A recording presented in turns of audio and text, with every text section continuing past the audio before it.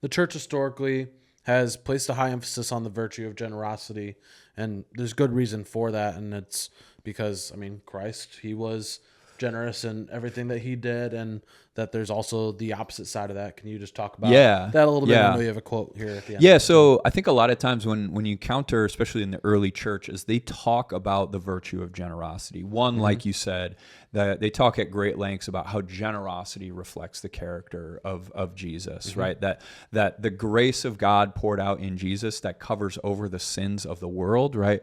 That is generosity, right, of the highest degree.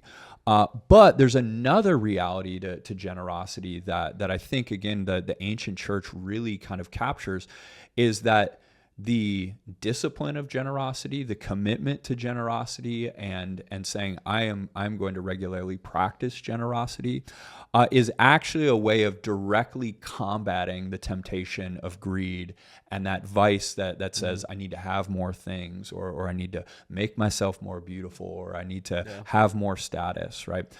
Is that there it's a direct and active saying no to this soul-killing vice that is greed. One is such example, Clement of Alexandria.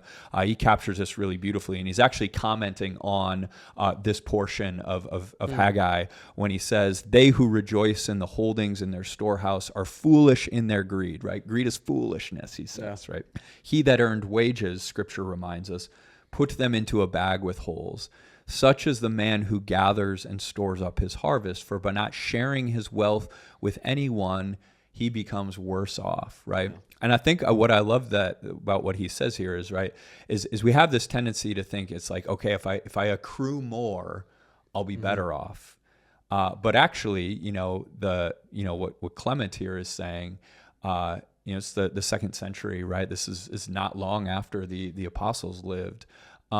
Is he's saying, no, actually, the one who accrues and does not use what he's accrued to share with others, to bless others, to care for others, actually makes himself worse off, not better. Which I think is a rather countercultural notion to us when we think about what it means to be so-called well off.